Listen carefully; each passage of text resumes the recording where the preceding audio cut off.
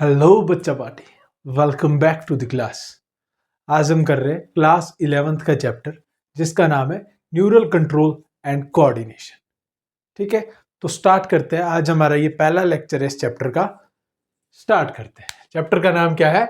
Neural control and coordination. ठीक है, अब इस चैप्टर को स्टार्ट करने से पहले हम कुछ एक टर्म समझ लेते हैं। एक टर्म है होम्योस्टेसिस। ठीक है, क्योंकि इस चैप्टर में आगे काम आएगी अभी ये, तो इसकी डेफिनेशन देख लेते हैं हम पहले कि होम्योस्टेसिस आखिर होता क्या है। ठीक है, it is a ability of an organism to maintain a stable internal environment even when the external condition changes। मतलब होम्योस्टेसिस क्या होती है? होम्योस्टेसिस है जो हमारी ऑर्गेनिज्म है, किसी ऑर्गेनिज्म का जो इंटरनल बॉडी टेम्परेचर है उसको मेंटेन करना है। उसको मेंटेन करने के प्रोसेस को क्या बोलते हैं? हम होम्योस्टेसिस बोलते हैं।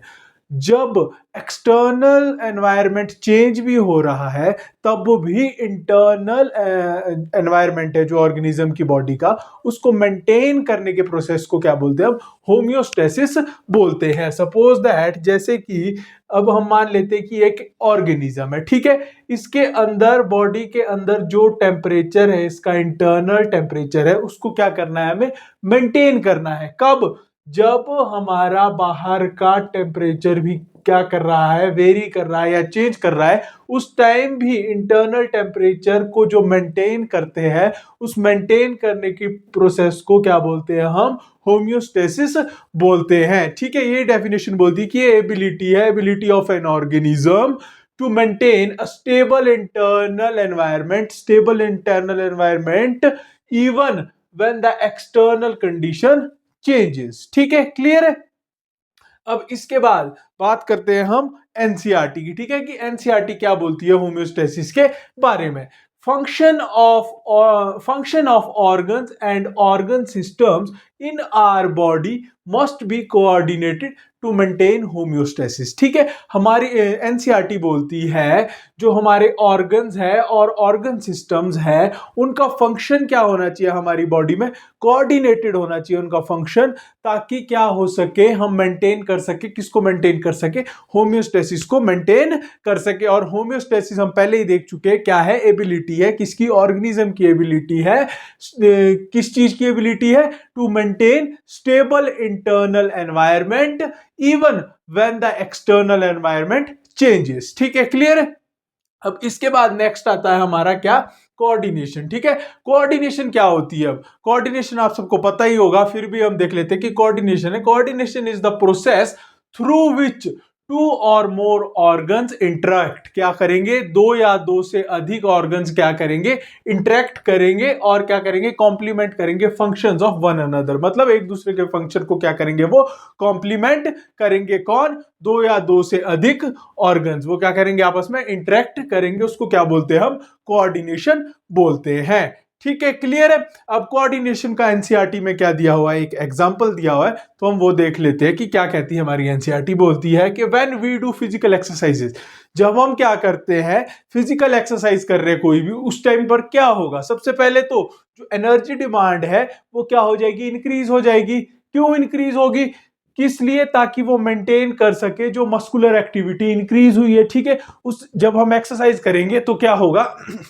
हमारी जो मस्कुलर एक्टिविटीज है वो क्या हो जाएगी? इंक्रीज हो जाएगी। अब जब मस्कुलर एक्टिविटीज इंक्रीज हो जाएगी तो उसको मेंटेन करने के लिए क्या है?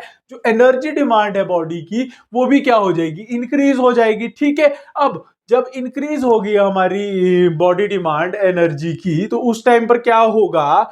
जो ऑक्सीजन की सप्लाई है हमारी बॉडी में वो भी क्या हो जाएगी? इंक्रीज हो जाएगी। ऑक्सीजन की सप्लाई भी क्या हो जाएगी? इंक्रीज हो जाएगी। अब आप लोगों को ये समझाने की जरूरत नहीं है मुझे कि ऑक्सीजन कहाँ रिक्वायर्ड है हमारी बॉडी में, तो ये हम पहले ही चैप्टर कर चुके हैं, रेस्पिरेशन वाला चैप्टर, उसमें क्लियर हो जाएगा, उसको देख लेना। ठीक है, अब सबसे पहले क्या हुआ? एनर्जी डिमांड इंक्रीज हुई। क्यों इंक्रीज हुई एनर्जी डिमांड? ताकि हम मेंटेन कर सके मस्कुलर एक्टिविटी को। जो मस्कुलर एक्टिविटी क्या हुई है? इंक्रीज हुई है। अब मस्कुलर एक्टिविटी के इंक्रीज होने की वजह से क्या हुई है? एनर्जी डिमांड भी इंक्रीज हुई है। और इसके साथ साथ ही ऑक्सीजन सप्लाई क्या हो जाएगी? इंक्रीज हो जाएगी। अब जब ऑक्सीजन सप्लाई इंक्रीज हो जाएगी, दैट मींस जो रेट ऑफ रेस्पिरेशन है, रेट ऑफ रेस्पिरेशन भी क्या हो जाएगा, इंक्रीज हो जाएगा। अब जब रेट ऑफ रेस्पिरेशन इंक्रीज हुआ है तो हमारी हार्ट बीट भी क्या हो जाएगी, इंक्रीज हो जाएगी। हार्ट बीट भी जब इंक्रीज हो जाएगी तो दैट मीन जो ब्लड फ्लो है वो भी इंक्रीज हो जाएगा। हमारी वेसल्स के अंदर जो ब्लड फ्लो हो रहा है वो भी क्या कर जाएगा, इंक्रीज कर जाएगा। क्लियर हो गया। अब एक बार दोबारा देखते हैं हम कोऑर्डिनेशन क्या है, क्या कहना चाह रहा है ये एग्जांपल। ठीक है, एक बार दोबारा बताता हूं कि जब भी हम फिजिकल एक्टिविटी करेंगे, कोई भी फिजिकल एक्टिविटी हमने की, ठीक है, तो हमारी जो मस्कुलर वो है स्ट्रेंथ है, या फिर हमारा जो मस्कुलर एक्टिविटी है वो क्या कर जाएगी, इंक्रीज कर जाएगी। ठीक है, हमने क्या की, एक्सरसाइज की, नॉर्मल भाषा में समझते हैं, हमने एक्सरसाइज की। तो एक्सरसाइज को जब हम करेंगे तो उस टाइम हमारी जो मस्कुलर एक्टिविटी है वो क्या हो जाएगी, इंक्रीज हो जाएगी। अब जब मस्कुलर एक्टिविटी इंक्रीज हो जाएगी तो किस चीज की रिक्वायरमेंट ज्यादा होगी, एनर्जी डिमांड भी क्या हो जाएगी, इंक्रीज हो जाएगी। ठीक है, अब जब एनर्जी डिमांड इंक्रीज हुई है तो जो ब्लड सप्लाई ऑक्सीजन की सप्लाई है वो भी क्या हो जाएगी, इंक्रीज हो जाएगी। जब ऑक्सीजन की सप्लाई इंक्रीज होगी तो that means rate of respiration भी क्या हो जाएगा, इंक्रीज हो जाएगा। अब जब रेट ऑफ रेस्पिरेशन इंक्रीज हुआ है तो उसके साथ साथ हार्ट बीट भी इंक्रीज हो जाएगी। जब हार्ट बीट इंक्रीज हो गई तो हमारा जो ब्लड सप्लाई है या फिर ब्लड फ्लो है वो भी क्या कर जाएगा, इंक्रीज कर जाएगा। कहां पर, वेसल्स के अंदर। ठीक है, अब जब ये पूरा एक्सरसाइज कर रहे हैं हम, जब हम क्या कर रहे हैं, फिजिकल एक्सरसाइज कर रहे हैं, उस टाइम ऐसा हो रहा है। बट जब हम फिजिकल एक्सरसाइज करना क्या कर देंगे, स्टॉप कर देंगे, तो क्या होगा, जो हमारी बॉडी में हमारी लंग्स मीन जो रेस्पिरेशन इंक्रीज हुई है, रेट ऑफ रेस्पिरेशन इंक्रीज हुई है, कहां, लंग्स में ही होगी ना। ठीक है, अब जो हमारी बॉडी में चेंजेस आए थे, कैसे कैसे चेंजेस आए थे, हम जो हमारी एनर्जी डिमांड थी वो क्या इंक्रीज हो गई थी, हमारी ऑक्सीजन सप्लाई बॉडी की वो भी इंक्रीज हो गई थी। ठीक है, और हमारा ब्लड फ्लो इंक्रीज हो गया था वेसल्स में, और उसके साथ साथ क्या हुआ था, जो हमारी हार्ट बीट है वो भी इंक्रीज हो गई थी। अब जब हमने एक्सरसाइज को स्टॉप कर दिया तो ये जो डिमांड्स इंक्रीज हुई थी हमारी बॉडी में, जो चेंजेस आए थे कुछ टाइम के लिए, वो क्या है, फिर से नॉर्मल हो जाएगा। ठीक है, मतलब सब कुछ नॉर्मल हो जाएगा, हमारा rate of respiration, blood flow, heart beat, everything वो क्या हो जाएगा, नॉर्मल हो जाएगा। ठीक है, दैट मींस अब जितनी भी एक्सरसाइज हुई, दैट मींस अब देखो कोऑर्डिनेशन समझा रहा हूं यहां पर। देखो कोऑर्डिनेशन को हमने क्या देखा था कि दो या दो से अधिक ऑर्गेनिज्म के ऑर्गन्स क्या करते हैं, आपस में इंटरेक्ट करते हैं। ठीक है, अब देखो ऑक्सीजन सप्लाई की जब बात आ रही है या फिर रेट ऑफ रेस्पिरेशन की जब बात आ रही है तो यहां पर क्या हो, किसकी बात करेंगे हम, लंग्स की बात करेंगे हमारे, या फिर हम रेस्पिरेटरी सिस्टम की बात करेंगे हमारे। ठीक है, अब ये किसकी बात हुई, रेस्पिरेटरी सिस्टम की। दैट मींस एक ऑर्गन हो गया हमारा। सेकंड क्या था, मस्कुलर एक्टिविटी। अब मस्कुलर एक्टिविटी में किसकी बात करें हम, अपनी मसल्स की बात करें तो दो ऑर्गन हो गए ना। ठीक है, अब इन दोनों ने आपस में क्या किया, इंटरेक्ट किया और एक दूसरे के फंक्शन को क्या किया, कॉम्प्लीमेंट किया। ठीक है, दैट मींस क्या होगी, कोऑर्डिनेशन हुई। जब कोऑर्डिनेशन हुई तभी ये एक्टिविटी क्या है, परफॉर्म हो पाई। देखो इसमें अब और कौन, दो या दो से अधिक, टू या टू से ज्यादा हमने ऑर्गन्स की बात की थी। तो इसमें क्या है, देखो लंग्स भी हमारे इंटरेक्ट करके, that means respiratory system interact हुआ हमारा, ठीक है, इन्वॉल्व हुआ, और साथ में मस्कुलर सिस्टम हमारा इन्वॉल्व हुआ, उसके साथ ही हमारा हार्ट यानी सर्कुलेटरी सिस्टम भी क्या कर गया, इन्वॉल्व कर गया। दैट मींस क्या हुआ, ये पूरी एक कोऑर्डिनेटेड प्रोसेस थी, तभी क्या है, सब कुछ होगा। ठीक है, क्लियर है। दैट मींस ये जो हमारा कोऑर्डिनेशन है वो क्लियर हो गया। एक बार दोबारा से कोऑर्डिनेशन की डेफिनेशन देख लेते हैं कि it is the process through which two और more organs interact and complement the function of one another. यही हमने इस एग्जांपल के थ्रू क्या किया, अभी तक क्लियर किया। अब आगे देखते हैं कि हमारी एनसीईआरटी और क्या बोलती है।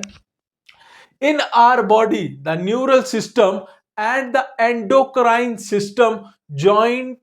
सबसे पहले देखो, सबसे पहले क्या देखते हैं हम, न्यूरल सिस्टम क्या होता है। न्यूरल सिस्टम आपको पता है हम किसकी बात कर रहे हैं, हमारे नर्वस सिस्टम की बात कर रहे हैं, जिसके बारे में हमने पूरा इस चैप्टर में हमने पढ़ना है, किसके बारे में, न्यूरल सिस्टम के बारे में ही पढ़ना है। तो आगे जाके आपको क्लियर हो जाएगा कि हमारा नर्वस सिस्टम यानी न्यूरल सिस्टम किस किस ऑर्गन से मिलकर बना हुआ है, किस किस चीजों से मिलकर बना हुआ है। ठीक है, क्लियर। अब नेक्स्ट आता है हमारा, यहां पर क्या बात कर रहा है, किसकी बात कर रहा है, ये एंडोक्राइन सिस्टम की बात कर रहा है। तो यहां पर देखो एंडोक्राइन सिस्टम क्या होता है। Endocrine system is made up of glands. किससे मिलकर बना होगा, सबसे पहली बात, एंडोक्राइन सिस्टम हमारा ग्लैंड्स से मिलकर बना होगा। और ग्लैंड्स क्या करते हैं, दैट मेक्स हॉर्मोन्स। और जो ग्लैंड्स होते हैं हमारे, वो किस चीज की फॉर्मेशन करते हैं? हॉर्मोन्स की फॉर्मेशन करते हैं हमारी बॉडी के अंदर। हमने क्या देखा? एंडोक्राइन सिस्टम किससे मिलकर बना है? ग्लैंड से मिलकर बना है, सबसे पहला पॉइंट।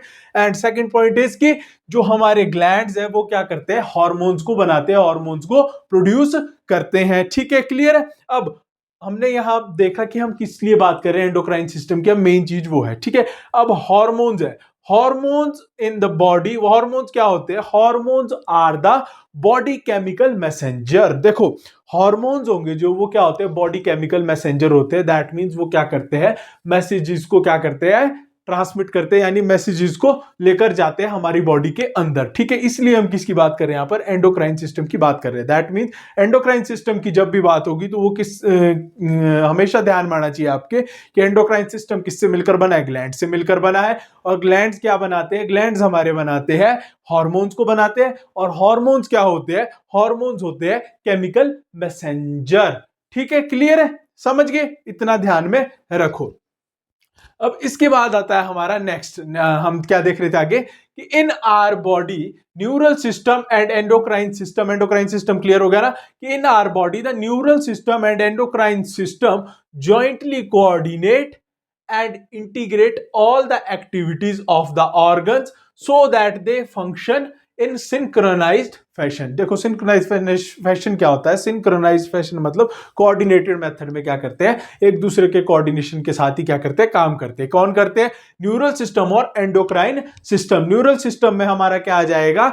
जो भी हमारा नर्वस सिस्टम है पूरी बॉडी का, लाइक ब्रेन है हमारा, स्पाइनल कॉर्ड है, या फिर और भी ऑर्गन्स है, वो भी आगे देखेंगे। तो न्यूरल सिस्टम और एंडोक्राइन सिस्टम। न्यूरल सिस्टम आ गया एक, तो दूसरा एंडोक्राइन सिस्टम। एंडोक्राइन सिस्टम क्या होगा? ग्लैंड्स होंगे। ग्लैंड्स दैट मींस हार्मोन्स की बात हो रही है। ये आपस में क्या करते हैं? कोऑर्डिनेटेड मेथड से काम करते हैं, एक सिंक्रोनाइज फैशन में क्या करते हैं? एक्टिविटीज को परफॉर्म करते हैं, एक फंक्शंस को परफॉर्म करते हैं। इसके कहने का ये मतलब है। ठीक है, क्लियर? एक बार इसको नोट डाउन कर लो, देख लो, डेफिनेशंस को पढ़ लो। अगर कुछ डाउट है तो वो भी पूछ लो, फिर हम आगे कंटिन्यू करते हैं।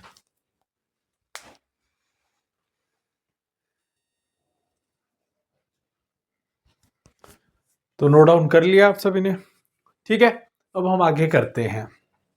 नेक्स्ट हमारी एनसीईआरटी क्या कहती है? The neural system provides an organised network of point to point connections for quick coordination. मतलब न्यूरल सिस्टम क्या प्रोवाइड करता है? Point to point network. ठीक है, मतलब एक पॉइंट से, यहां से अगर सिग्नल आया यहां तक, यहां से फिर वो आगे कन्वे होगा, ऐसे ऐसे ऐसे। That means point to point क्या कर रहा है वो? कोऑर्डिनेटेड मेथड में क्या कर रहा है?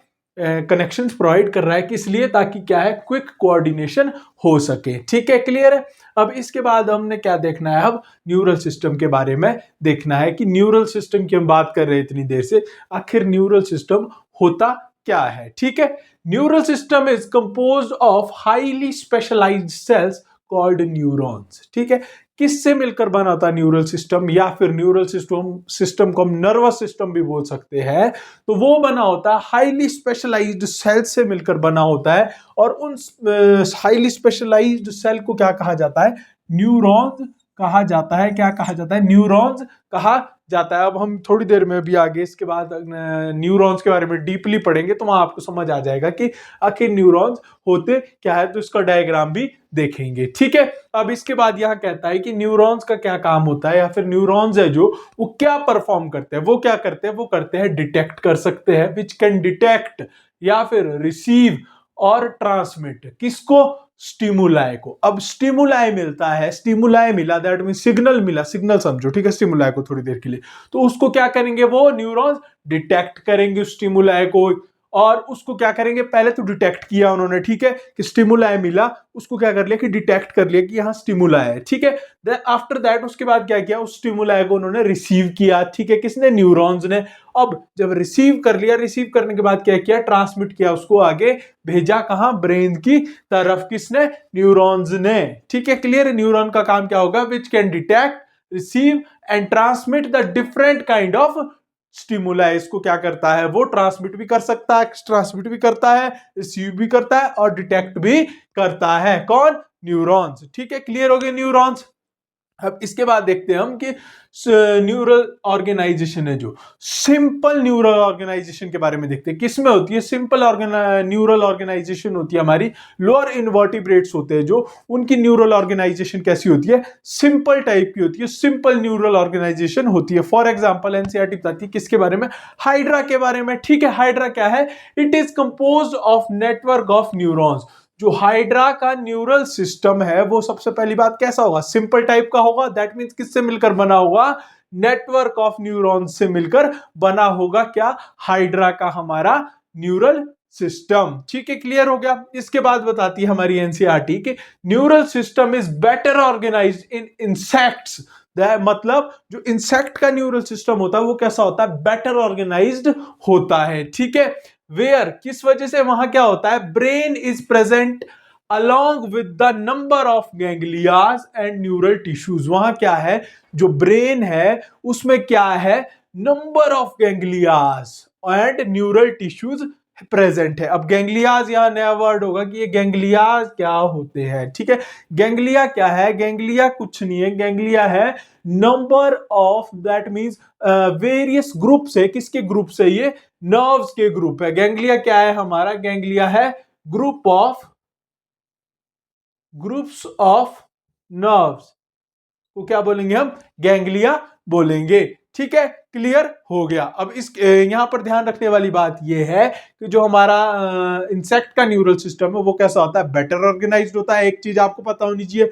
और दूसरा क्वेश्चन बनता है कि वो बेटर ऑर्गेनाइज्ड क्यों है इंसेक्ट का न्यूरल सिस्टम? वो किस लिए है? क्योंकि वहां पर ब्रेन के साथ साथ क्या प्रेजेंट होता है? नंबर ऑफ गैंग्लियाज प्रेजेंट है और न्यूरल टिश्यूज प्रेजेंट है। इस वजह से जो हमारे इंसेक्ट का न्यूरल सिस्टम है वो कैसा होता है? बेटर ऑर्गेनाइज्ड होता है। अभी बात की थी इनवर्टिब्रेट्स की, अब बात है the vertebrates have more developed neural system. ठीक है, जो वर्टिब्रेट्स का न्यूरल सिस्टम होगा वो कैसा होता है? बहुत अच्छे से डेवलप्ड होता है। That means more developed neural system present होता है किसमें? वर्टिब्रेट्स के केस या फिर वर्टिब्रेट्स में। ठीक है, यहां तक क्लियर हो गया। अब इसके बाद देखना है हमने किसके बारे में?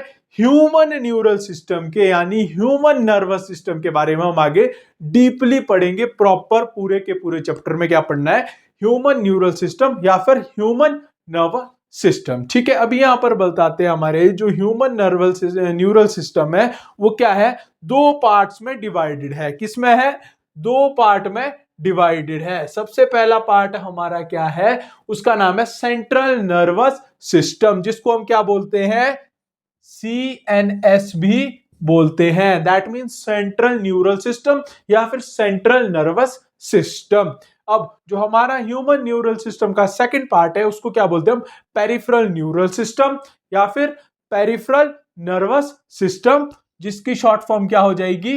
PNS। ठीक है, क्लियर हो गया। तो अब हम यहां तक आप नोट कर लो पहले। अब हम आगे पढ़ेंगे CNS के बारे में एंड PNS के बारे में कि सेंट्रल नर्वस सिस्टम में कौन से ऑर्गन्स आते हैं हमारे, या फिर किस किस से मिलकर बना होता है, और पेरिफेरल नर्वस सिस्टम किस किस से मिलकर बना होता है। यहां तक आप नोट डाउन कर लो, एक बार देख लो अच्छे से।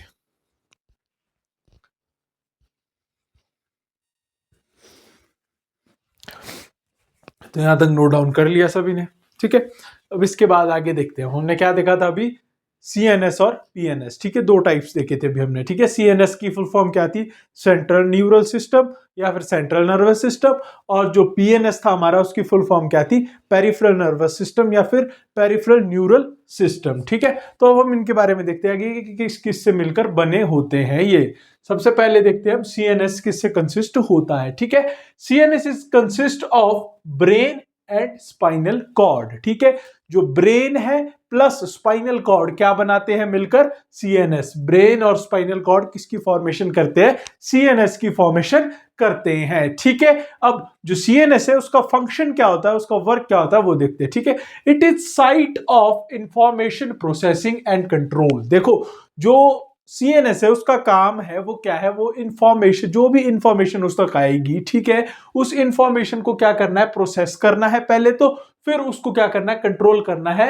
वो किसका काम हो जाएगा? हमारा CNS का काम होगा। क्या? Information processing and control. ठीक है, क्लियर है? आफ्टर दैट अब देखेंगे हम किसके बारे में? PNS के बारे में, यानी पेरिफेरल न्यूरल सिस्टम या फिर पेरिफेरल नर्वस सिस्टम के बारे में। ठीक है, ये किससे मिलकर बना होता है? It is comprises of all the nerves of the body associated with the CNS. ठीक है, देखो किससे मिलकर बना होता है? It is comprises of nerves. ठीक है, हमारी बॉडी में जितनी भी नर्व्स होती है, नर्व्स से मिलकर बना होता है। कौन? हमारा पीएनएस। ठीक है, और वो किससे एसोसिएटेड होती है? वो सारी नर्व्स सीएनएस के साथ क्या होती है? एसोसिएटेड होती हैं। ठीक है, क्लियर है? The nerve fibres of the PNS are of two types. अब देखते हैं जो पीएनएस है हमारा, पीएनएस के जो नर्व फाइबर्स है, वो नर्व फाइबर, अभी देखा हमने नर्व्स के बारे में। ठीक है, अब जो ये नर्व फाइबर है किसके? पीएनएस के, वो क्या है? फर्दर टू टाइप्स के होते हैं। फर्दर टू टाइप्स में क्या होते हैं?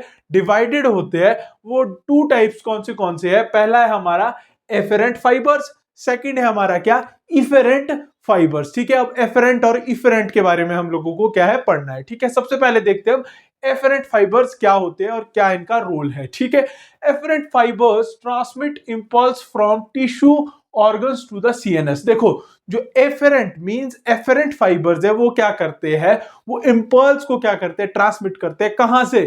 टिश्यू से या फिर ऑर्गन से। कहां पर? सीएनएस की तरफ को जो क्या करते हैं? इंपल्स को ट्रांसमिट करते हैं। वो क्या हो जाएंगे? हमारे एफेरेंट फाइबर्स हो जाएंगे। ठीक है, इसके बाद आते हैं हमारे इफेरेंट फाइबर्स। देखो जो इफेरेंट फाइबर्स है वो क्या करते हैं? Transmit regulatory impulse from CNS to the concerned peripheral tissue या फिर ऑर्गन्स। देखो सीएनएस से पेरिफेरल टिश्यूज या फिर पेरिफेरल ऑर्गन्स तक जो इंपल्स को ट्रांसमिट करते हैं उनको क्या बोलते हैं? हम इफेरेंट फाइबर्स बोलते हैं। देखो जो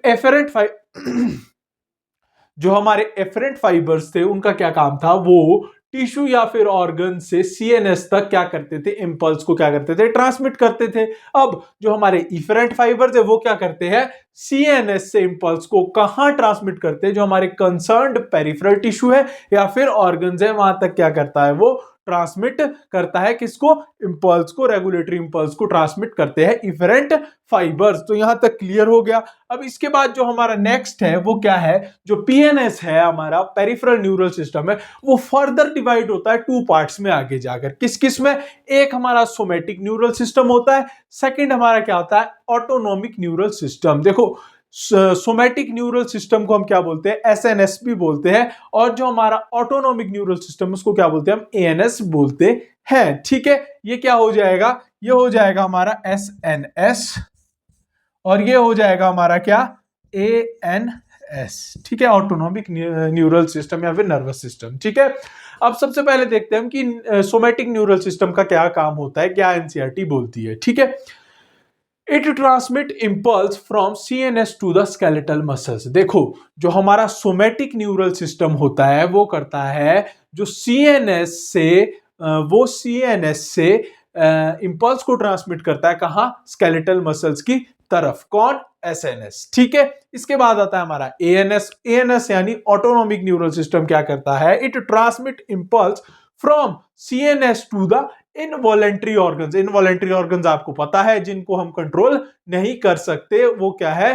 जिन पे हमारा कोई भी कंट्रोल नहीं होता, जिन ऑर्गन्स के ऊपर। ठीक है, ये क्या करते हैं? एएनएस इंपल्स को ट्रांसमिट करता है। कहां से? सीएनएस से इनवॉलेंट्री ऑर्गन्स या और साथ में किस तक? Smooth muscles of the body, हमारी बॉडी की जो स्मूथ मसल्स है। ठीक है, एक और बार दोबारा देखते हैं। देखो जो एसएनएस है हमारा वो क्या करता है? इंपल्स को ट्रांसमिट करता है। कहां से? सीएनएस से लेकर स्केलेटल मसल्स तक। ठीक है, सीएनएस से लेता है इंपल्स को और कहां जाके छोड़ आता है? स्केलेटल मसल्स के पास में। ठीक है, अब बारी आती है एएनएस की। अब एएनएस क्या करता है? वो इंपल्स को लेता है सीएनएस से और कहा? जो हमारी बॉडी के इनवॉलेंट्री ऑर्गन्स है वहां तक दे के आएगा, और साथ ही साथ जो हमारी बॉडी में स्मूथ मसल्स है उनको भी देकर आएगा। क्या? इंपल्स को देकर आएगा। कहां से? सीएनएस से इनवॉलेंट्री ऑर्गन्स और smooth muscles of the body. कौन? ANS. That means autonomic neural system या फिर नर्वस सिस्टम। ठीक है, क्लियर हो गए। अब यहां पर एनसीईआरटी बताती है जो हमारा एएनएस है यानी ऑटोनोमिक नर्वस सिस्टम है वो क्या है? फर्दर टू पार्ट्स में डिवाइडेड होता है। कौन से? एक होता है हमारा सिंपैथेटिक दूसरा होता है पैरासिम्पैथेटिक न्यूरल सिस्टम। ठीक है, इन दो पार्ट्स में क्या होते हैं, ये डिवाइडेड होते हैं। ठीक है, अभी यहां तक नोट डाउन कर लो, फिर इसके बाद हम आगे यहां से कंटिन्यू करते हैं नेक्स्ट आगे। ठीक है।